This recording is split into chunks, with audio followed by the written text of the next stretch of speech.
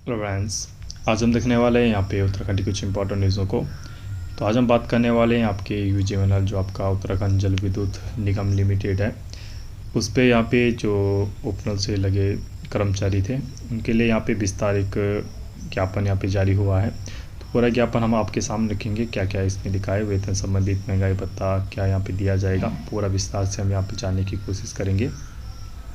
ठीक है, और ये लेटर भी पब्लिक ही उपलब्ध रहते हैं, तो हम वहाँ से ही यहाँ पे आपको बताते हैं। ठीक है, हमारा अपना पर्सनल कोई व्यू नहीं है, जो लेटर में होगा हम आपको वही आपका बताते हैं। ठीक है, तो माननीय उच्च न्यायालय नैनीताल द्वारा जनहित याचिका 2018 पारित आदेश, जैसा आपको पता होगा 2018 में आपका सर्वप्रथम ही हाई कोर्ट ने कहा था कि इस अंतर्गत यहाँ पे उपनल कर्मचारियों को परमानेंट किया जाए।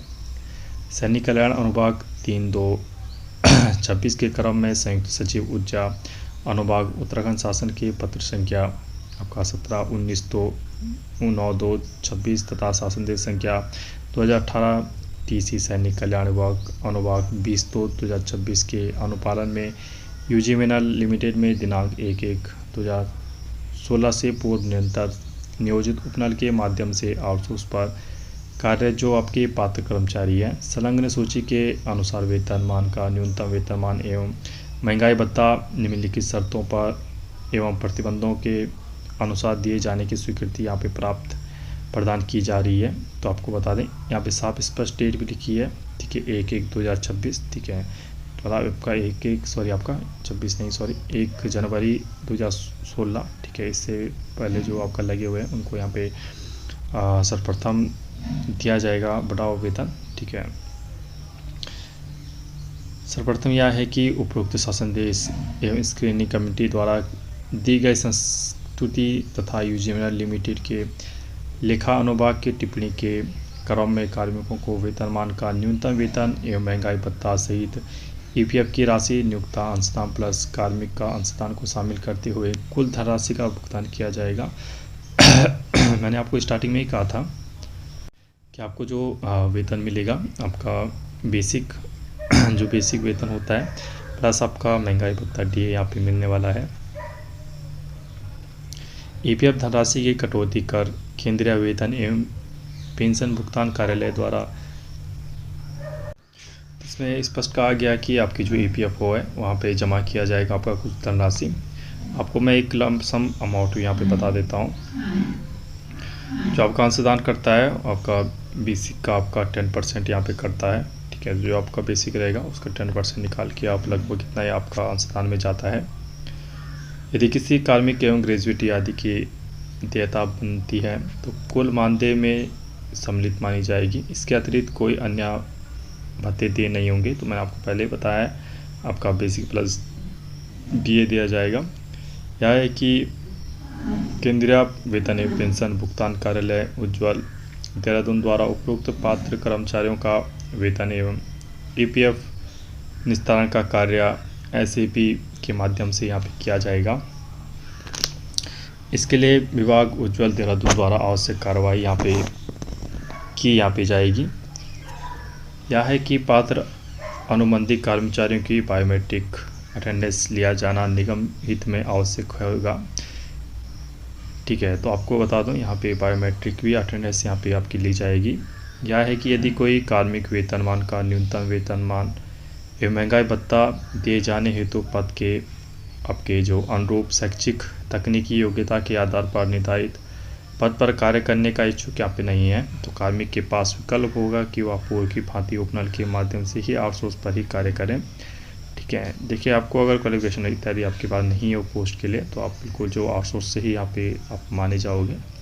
यह है कि पात्र कर्मचारियों को वेतनमान का न्यूनतम वेतन एवं महंगाई भत्ता दिए जाने की स्थिति में विभागीय आवासों में रहे वेतन जो कर्मचारियों के वेतन से न्यूनतम आवास किराया धनराशि निर्धारित कर कटौती किए जाने हेतु संबंधित अधिशासी अभियंता सचिव आवास आवंटन समिति द्वारा अलग से दरें निर्धारित किए जाने हेतु कमेटी का गठन कर कार्रवाई की जाएगी।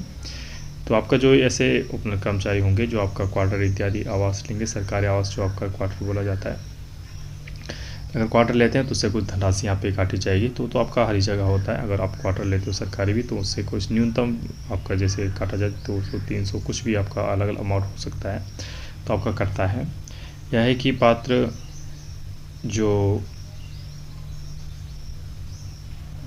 उपनल कर्मचारी हैं यहाँ पे 100 के नॉन जुडिशियल स्टाम्प पेपर पर संबंधित इकाइयों के नियंत्रण अधिकारी द्वारा अनुबंध की कार्रवाई की जानी तथा मुख्यालय में अधिशासी अभियंता द्वारा अनुबंध की कार्यवाही की जाएगी।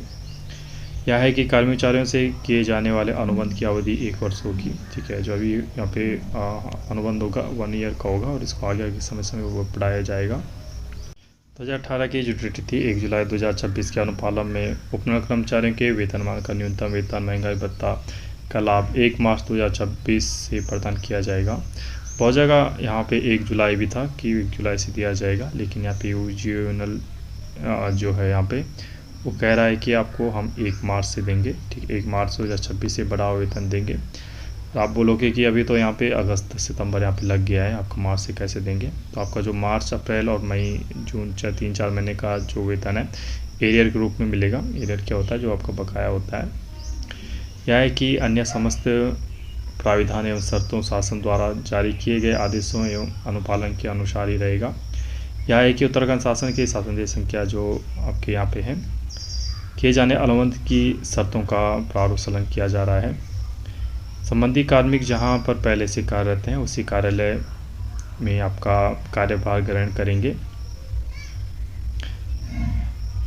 और बिल्कुल यहाँ पे देख सकते लेटर है आपका। तो विभिन्न बातें हमको यहाँ पे पता लगी, जैसे इंपॉर्टेंट जो हमारी जैसे डेट पता लगी 2016 वाली। ठीक है, 2016 से पहले वाली आपका जो एपीएफ कटेगा आपका उसका पता लग गया। हमें जो आवास मिलेगा उसका कटौती होगी इससे पता लगा। तो इत्यादि हमें कुछ जानकारी कुछ एक्स्ट्रा यहाँ से पता लगी है। ठीक है, ठीक है, चैनल पे उपनल हो गया, संविदा हो गया, आउटसोर्स हो गया, गवर्नमेंट सर्विस हो गया, प्राइवेट सर्विस हो गया, विश्वविद्यालय न्यूज़ से कवर की जाती है। आपसे बस एक रिक्वेस्ट है, प्लीज़ हमारे चैनल को सब्सक्राइब कीजिएगा, ज़्यादा लोगों तक शेयर कीजिएगा। ओके मैं स्टूडेंट, थैंक यू।